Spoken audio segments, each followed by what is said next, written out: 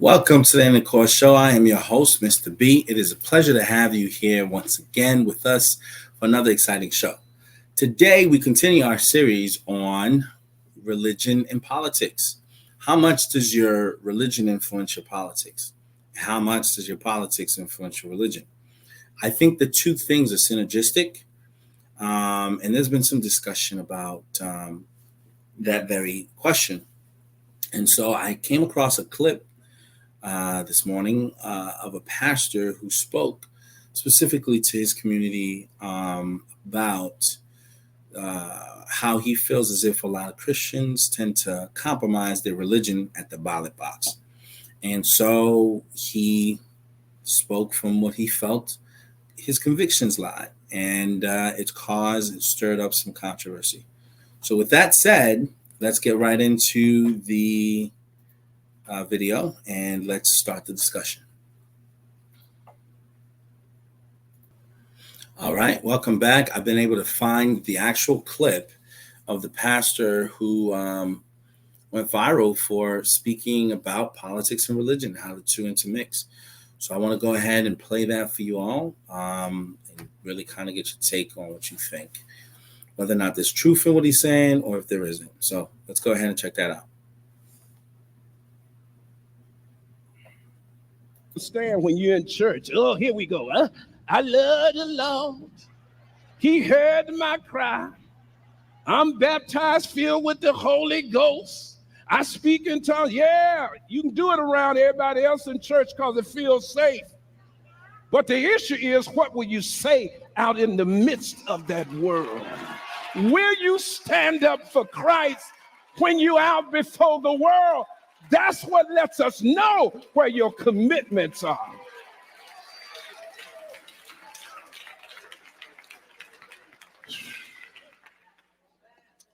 The church is bowing. Here go the hard part right here, and I'm finished. But this is the tough part. Y'all ain't gonna like this part.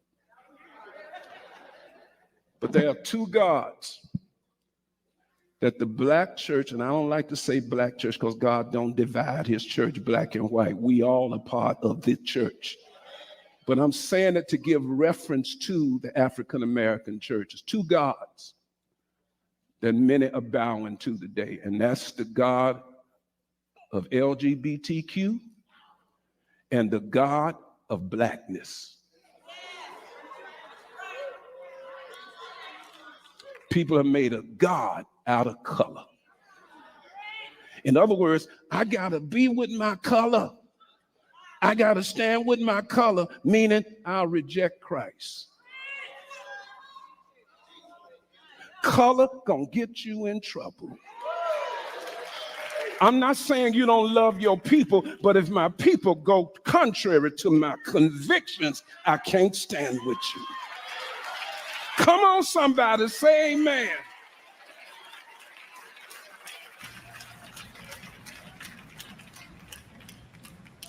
Church is bowing to this LGBTQ thing. Yes, they are.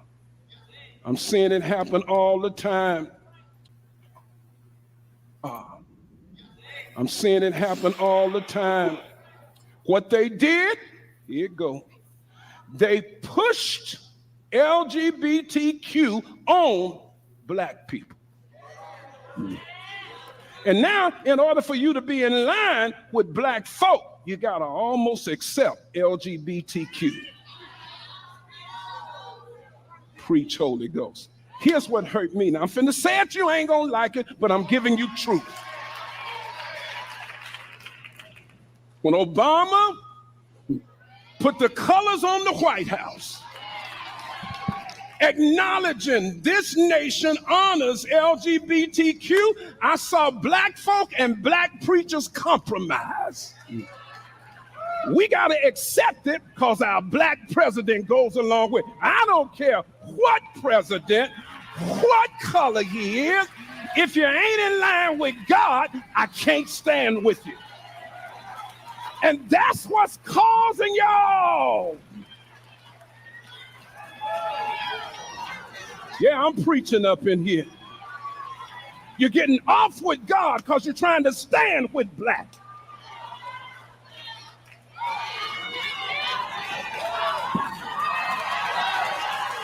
I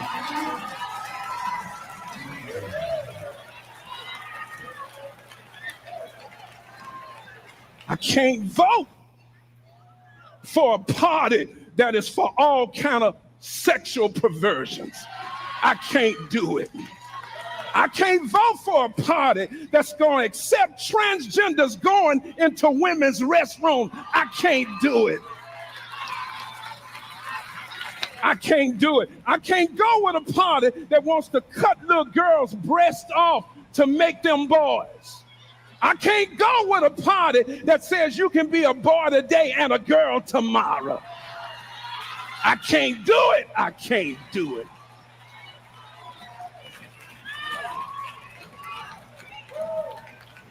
I can't support a party that wants to remove God from its party platform. You in trouble when the nation forgets God.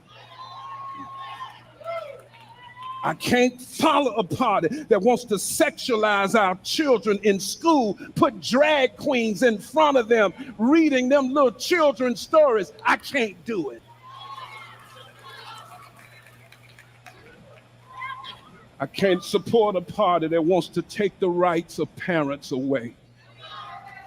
In California right now, parents are being arrested because they won't go along with the sexualization of their children. But there are many parents that are compromised. Y'all got to make a decision. It's either God or the devil.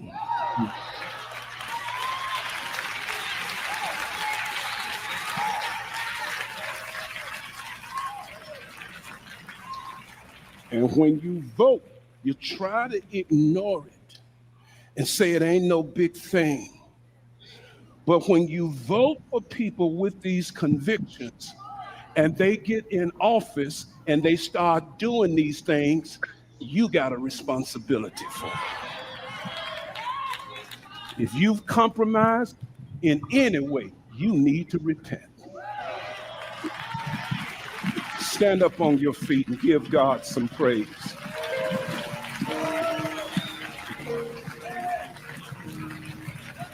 Come on, give the Lord some praise if you will.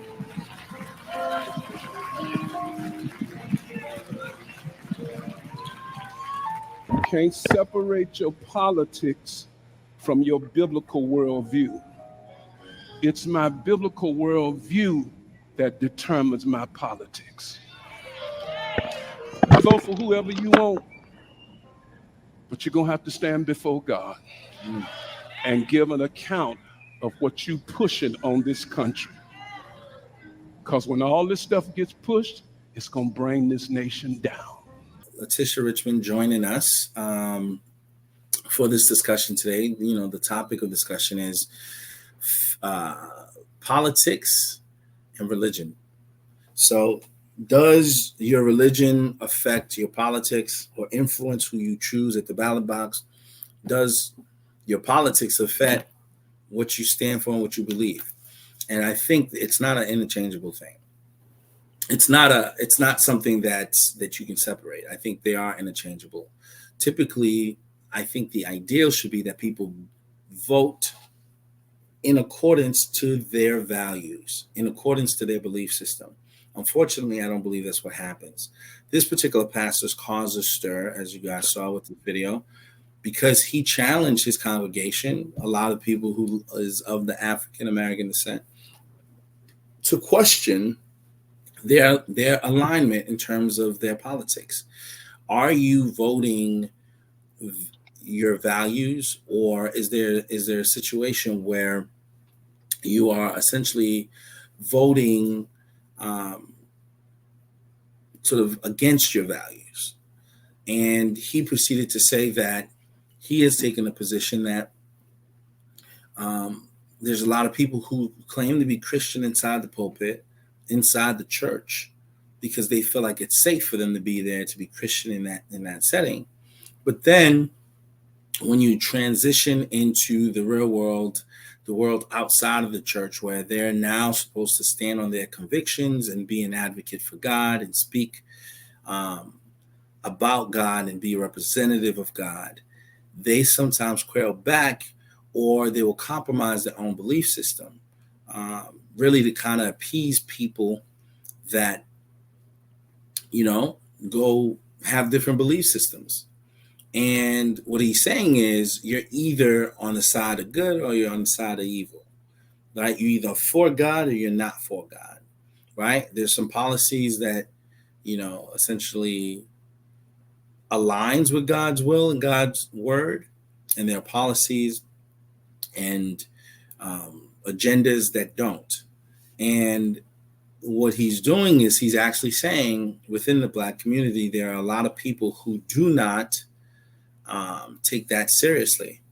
There are a lot of people in the community who essentially are kind of back and forth. They say they're Christian, but then they vote in people whose policies doesn't align with their Christian beliefs. And it creates a lot of rift. It creates a lot of confusion, because you now have people who come into office with an agenda that's anti your values, anti-biblical principles, anti what God says in his word. And when that's the case, you have yourself a situation that creates further conflict for folks. And, it really is one of those gut punches to anyone who calls themselves a believer. Are you voting in alignment with your belief system, right? Or do we just wear two hats? Do we wear the hat of I'm a Christian when I'm in a church and I'm going to cheer on all the good things that the pastor says and all the things that the Bible stands for? I'm going to take that position. But then when we get to a point outside in the public square, we don't recall what position we took, or, do we just not really believe what we say we believe in the church? And so we end up voting what we actually believe.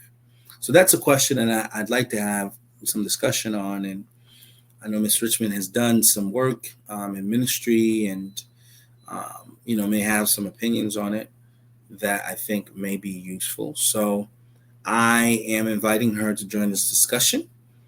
Is your audio working better? I think so. Okay, awesome. So you were able to see the clip and review it earlier. What are your thoughts based on what the pastor brought up? I believe his name was Pastor Williams or something. But what are your thoughts? I mean, do you believe that his assessment that people in the African American community who claim to be Christian tend to not vote in alignment with their religion, or do you think that that's a false precept? No, I agree. I think it was very enlightening and very encouraging to hear a pastor stand up and say that. I think that's a very unpopular opinion, and I think it will be good to have more pastors kind of speak up and say that. But I do agree. I think it's hard. I think that's why, in conversations and friendships, we have a tendency of not wanting to talk politics. I think sometimes that could be probably not the best, because we talk about everything else, and I think it would just be good to kind of probably eliminate kind of that tactic, just because I think it was just the conversation, and I think it's a very healthy conversation to have amongst peers, just to get difference of opinion or different observations and stuff out. But I agree fully with what he said. Unfortunately, I do think that sometimes we as Christians, or Christians in general, sometimes probably do kind of sway the line. And I think now is the time more than any to stand up for the beliefs, if you believe them. I think now is probably the best time to do that and to speak up amongst friends and family, so that it's not as separate. It's not as, okay, that's just something we don't talk about. No, let's talk about it. Let's have a discussion. I think it does come with a sense of maturity, because you'll be with people who, don't always agree. But I think it's healthy, probably more so now more than ever, to have those conversations more now and not shy away from it. If you're going to stand up for what you believe in. So My question is this: where is the disconnect? If we're teaching certain principles in the church, like some things that should be very, very clear cut, like in the church, you know, it says what it says about, living an alternate lifestyle. mhm. God doesn't condone homosexual marriages in the church. And I understand that in our country we have, a separation between church and state and things of that nature, and there's certain things is different. But I think from a believer standpoint, those values, you would imagine that those would be the values that you take with you as you go to the voting booth. And I think too often in our, a lot of Christians take the position that it's really not my problem, so I'm not really going to get involved in it. I don't want to. I don't want to weigh in. So we're kind of avoiding anything that seems confrontational, anything that seems like, oh, this can get me canceled. And then meanwhile, on the back end, we tend to complain once those policies have gone into effect, right? So there were plenty of Christians who could have made a choice at the ballot prior to laws being passed that enabled certain curriculums to be implemented in a school that teaches kids about homosexual relationships and kind of inserts that to young school age kids at 5, 6, 7 years old. And those are things that are kind of being introduced prior to policies that enabled, drag queens to come in and read books and do things like that. Before those moments happened, there were votes casted that brought in certain leadership, that implemented certain policies, that led to certain agendas being carried out. So because the church, to me, took more of a laissez-faire approach and didn't have much to say, didn't really kind of speak up against it to a point where it gave people conviction maybe to take a different position and to make sure that their votes were more in line with their values, it led to these policies now being in our face, and now we're more complaining as a reactive versus being in a position where we're preemptively trying to prevent certain things from being passed into place. So in a way, it's almost to say, like, we can't really complain about it if we were complicit in voting people into office that allowed these policies and this agenda to be pushed. In a way, you were just as equally responsible, and that's what the pastor was pointing out. It's where you're going to have to account as to why you would attach your name and your support to a policy that goes against God's will to God when that day comes. You were complicit, or you participated by casting a vote to promote a particular style of leadership, a particular agenda. You helped to push this agenda forward, and it played a part in causing whatever damage it may cause to society or to your children or to whatever, to the generations to come. And I don't think a lot of people see it like that when they take the position of, I just don't want to be involved. So we're so anti-confrontation that our silence ends up being our undoing us in a way. And my question is, at what point do we call people out on, okay, well, what do you say you believe? What are your values? What are your convictions? And do you vote in alignment with your values and your convictions? Why is it that the church doesn't do more to take a position? And Isaiah mentioned it in the last segment we did on this topic, in that he said, people will lose their 503 classification, I guess their religious affiliation classification, and have to pay taxes, and they don't want to be targets of persecution. So they try to steer clear. And we can see examples of this in the Bible when, Peter told Jesus he was never going to forsake him when there was no pressure and he was in the comfort of the disciples. And then Jesus said, before the crow croaks 3 times, you will deny me. Mhm. And then, the folks came to take Jesus away, and there was pressure. And that pressure led everyone to go into self-preservation mode and to denounce and detach themselves from being affiliated with Jesus.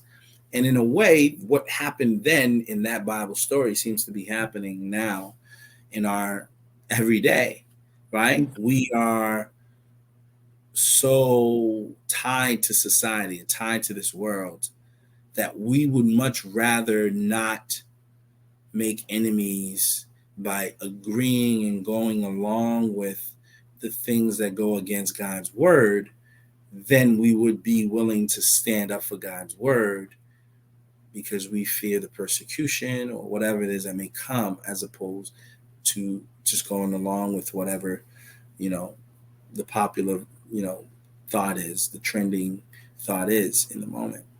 So my question is, when you're in ministry, give me some insight. What do you think there's a disconnect? Is it a failure in leadership? Is it a failure in conviction? Like what's the issue? I mean, I think part of the disconnect years ago was it almost seems like we don't really get involved or get an opinion on it until it comes to our front door.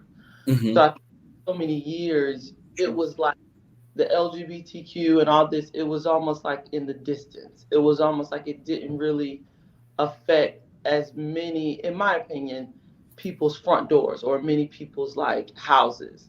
Mm-hmm. And I think now over the last 8 years, it has just continued to grow, and they've, even if we look at the letters of the LGBTQ, I'm interested to see like when did it actually start? Remember, it was just like 3 letters, and then it was 4, and then it's like that has grown to, to include so much. And I think in that evolution of even that, it shows just the growth in that. And I think it has just included so much more, and it now people know if it's not on your front door, you have a cousin or a godchild or your best friend. And so I think now it's more in your face. And I think because it's now more in your face, people are just less, inclined to stand up because it's actually in their family or their friend. And so it's harder to stand up for what's right when it is in your face like that. Does that make sense? Mm-hmm. So I think the evolution of how much that community has grown, the evolution of here's a video of a woman. Sorry.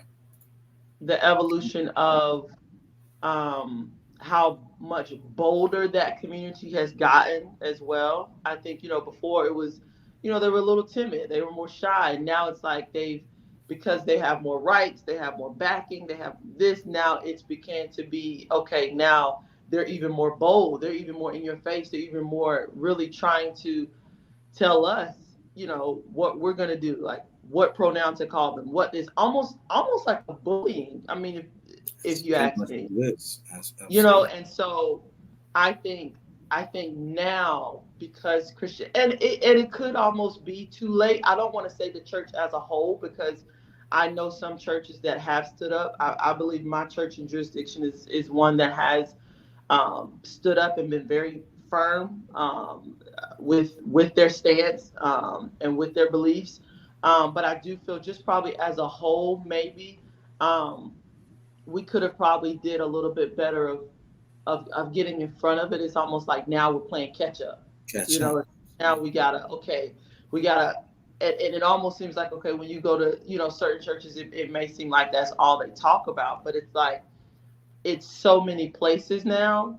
I feel like the pastors that do stand up for it, I feel like they feel like they got to play catch up because they're not getting as much help from other pastors, from other strong believers.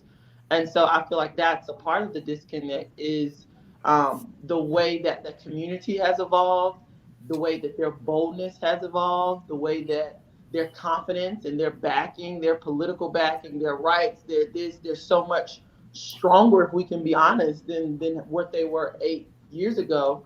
And so I think in that, we as Christians, we need to do the same thing. But I feel like it's now starting to come a little bit stronger, but I feel like it probably would have been more effective if it would have came some years ago. It's so interesting because we're going to kind of shift to kind of show some of the impact of this LGBTQ community, things that should have been like blatantly, black and white seems to not be black and white anymore, right? One of the topics of discussion has been the whole allowing a transgendered person to compete in women's sports. So a biological male is now fighting against a biological female. And there was a clip, and I'll play a little bit of it here, of a woman who was in the ring for 40 seconds with a man who biologically has XY chromosome. And according to his blood type, it's a man. But he'd been competing as if he was a woman, or he's been presented as if he was a woman. And there's been many things. And now we are at a place where we can, as a society, watch someone who was born a biological man, who has a higher bone density, who has more testosterone in his body, who, is much stronger physically than a woman. And this is not to throw shade, it's just the anatomy of the different types of genders. And that person is now allowed to compete with someone who doesn't have that same genetic makeup. And it's caused a lot of controversy. So I'll go ahead and cue up a clip where there was some discussion about that very thing. She's very good. I respectful. But as doctor, I need to protect the woman's category.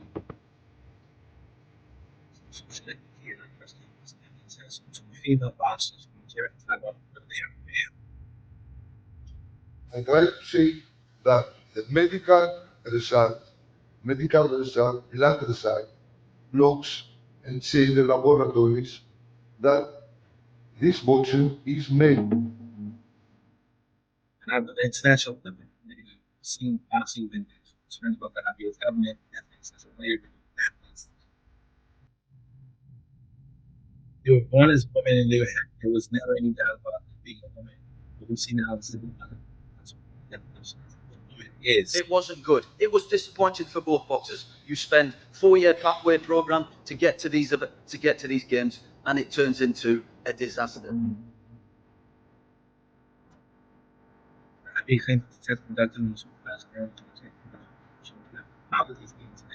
This young girl from Italy, a champion boxer, she got hit so hard she didn't know what the hell hit her. It's a person that transitioned. He was a good male boxer. Yeah.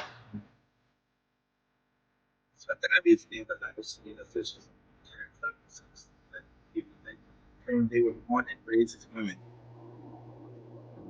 Which effectively spelled out. We've been accused of making an arbitrary decision. هذا هو السؤال اللي راني نطرح فيه نفسي أنا بحد ذاتي، نقول علاش حتى الآن، لماذا حتى الآن يصرى هذا الشيء؟ ما على باليش. أنا مهم جيت هنايا مركز على الهدف تاعي وهو الأولمبياد. Through all the controversy, Khalif has still received support from the candidates.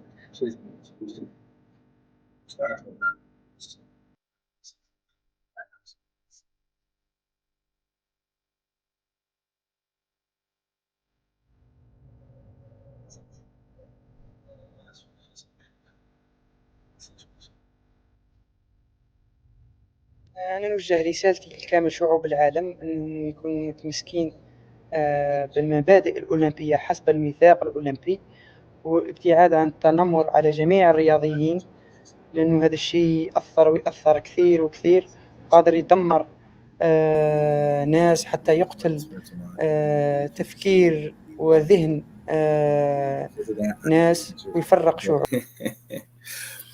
this issue, this is what I'm saying. It never stops. It's almost like the enemy's trying to take ground, right?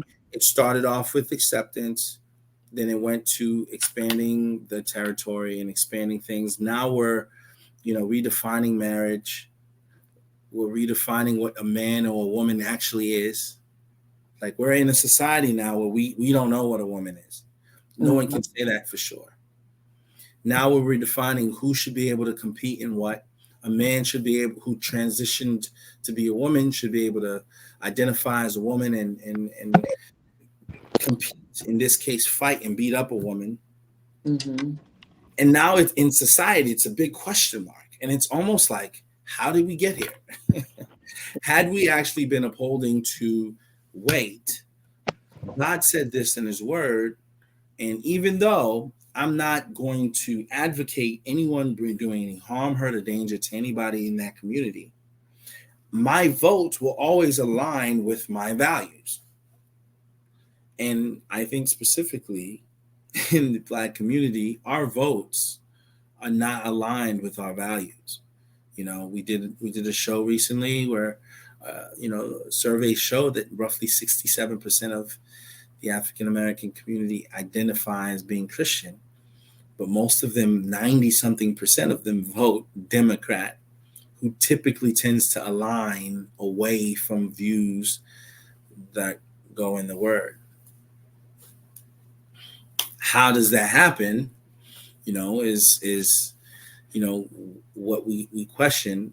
I mean, I think what I can derive from it is just that we don't really believe what we say we believe.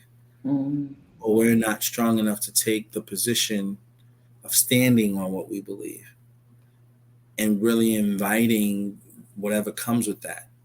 We would rather seek to avoid any conflict or controversy or being confronted with what we believe by simply saying, I buy out of the discussion. I don't want to vocalize anything.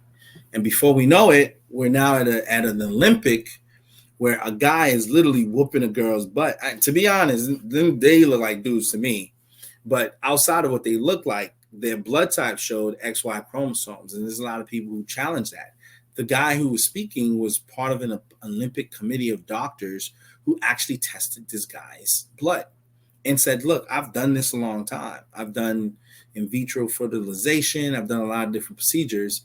I can make the distinction between a person who's a man and a person who's a woman because I've done this. And these two boxers are male converts into women. And there's a whole discussion. So to me, it's like, is it not endangering as a woman? Does it not make you feel as if women are somewhat in danger of having their identity in a way stolen? Absolutely.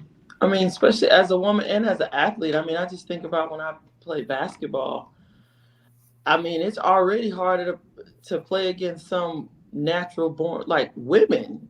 I can't even imagine if I'm playing basketball, high school, and even when I did college intramural, playing against men. I mean, I just think they're going to continue to push the envelope, unfortunately. And I don't know where it's going to, I really do not know where it's going to stop or if there's even a stop for it. It's crazy. Yeah, it's one of those discussions.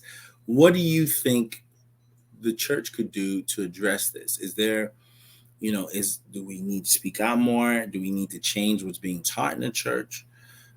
Is it even an issue that you feel like the church has to address? Or is it just that people, the church has taught the principles and people don't believe enough in the principles to uphold it at the ballot box? Like, where does, I don't want to say where does the blame lie, but are these individual matters that each family, each person has to deal with on their own? Or is there more that we can do as people who stand for Christ to hopefully encourage people to see things differently?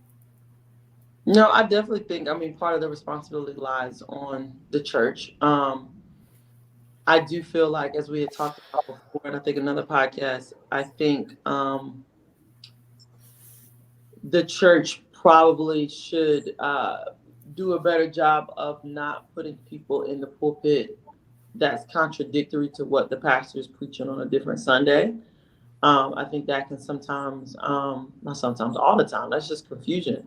You know, if you're speaking something and you're quoting scriptures and you're saying, we're doing things according to the word of God, but then I think, when it comes to ballot time and when you have, people in the community that want to come and speak and say stuff, I think that is, that causes confusion.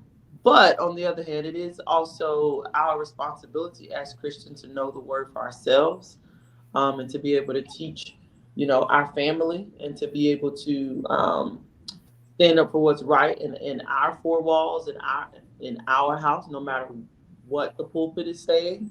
But I do think just having contradictory messages within one building can be a lot.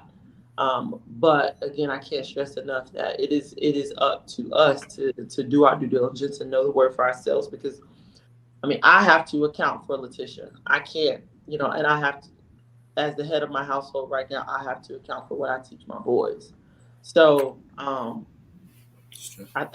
think we need to take a little bit more personal responsibility and accountability for that, because we are going to be accountable for that one day. So, how many people do you think connect the fact that God's actually going to hold them accountable for the decisions they're making at the ballot box today? Do you think people think of it that way? Do you think they think, oh no, this is politics, that's separate from the God thing or my belief? No, I don't think people probably make that connection. But I like the way that on the first video we watched, how, he reiterated that, like, hey, if you're standing up for this and you're voting for this and, all this happened, like, you encourage that, you were Signed off on it. Yeah. So I think that's probably a message that probably needs to be a little bit more honed in on these days, because I don't feel like a lot of people make that connection. So yeah, I think that could be something we could definitely do better on. No, it's true. Again, I think we got to remain prayerful, but also I think we got to get a little more active. I think we do have to get to a place where it calls to be bold. I just remember, that scripture that spoke about how Peter felt afterwards, when he felt like you said you were going to deny me, when the pressure was turned up. And I just remember how broken he was. And when Jesus actually woke up, he had Peter say to him 3 times to cancel out the 3 times he denied him. Tell me you love me. Tell me you love me. Tell me you love me. And what we're saying is not that if you haven't done this in the past, that somehow God is disassociated with you and he doesn't want nothing to do with you. We can always self-correct. Right. You know what I mean? We can always, now that we know better, we can do better. What we're saying is really take into account the condition of where we are right now in society and ask yourself, what part did I play? What part did I not play? What could I have done differently? Going forward, what can I do to make sure that I'm an advocate for Christ and that I don't find myself in a position where I'm compromising my values because I'm afraid of how someone's going to receive me. The Bible says, think it not strange when trouble comes. Because once you follow Christ, it's almost inevitable that the world, which you're not a part of, is going to not necessarily receive you just like it didn't receive Christ. So in a way, we do have to be mindful and say, okay, Lord, may have missed it, may have not seen it that way. Let's figure out ways that we actually put this into account because we want to build a better future. We want to make sure we advocate for you. It's never too late to take that position. And also for people who may be in the other party that promote some of these agendas, if your vote really matters to them, they should be willing to modify their agenda to appeal to what matters to you, right? The politicians just want to be in power, and whatever it takes is what they will do. So if you don't stand for certain things in your particular area and they want your vote, they can earn it by providing policies that support your point of view and your values, and you will offer your vote. I'm not telling people to pick sides, but I'm saying, can you at least weigh what is the side that you're picking, the agenda of the side that you're actually picking? Yeah. And does that agenda align with what you say you believe on a day-to-day, with how you want to raise your children, with the values you want to instill in them within your community? Because a lot of this stuff is not a coincidence. Right. Our society is where it's at. So we do need to look at it. I thank everyone who was able to come and join us for this brief discussion.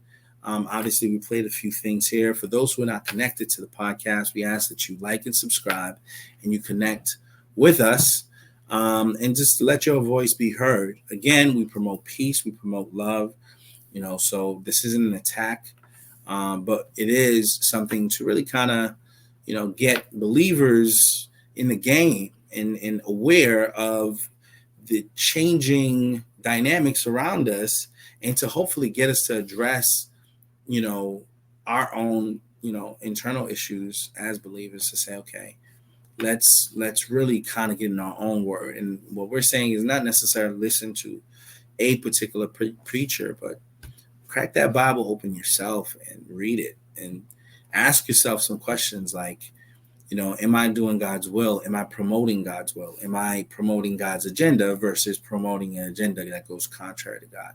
And if you can, at the end of doing that, have conviction that whatever choice you're making actually aligns with what you believe, that's all we're asking. But if you can't go through that word and say, man, I feel conviction about this particular thing, but then the word says something totally opposite, and the answer to that question of am I promoting God's will is not a yes, then I think there's some introspection that needs to happen where we analyze ourselves and really ask ourselves, what are we standing for? So again, I thank you guys. Those were my parting words. Thank you for joining us today. And again, if you're not connected, like, subscribe, and share.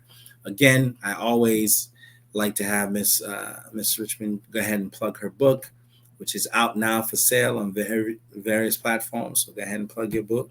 Yes, I'm the author of In a Room Full of Chaos, Where Do You See God's Hand?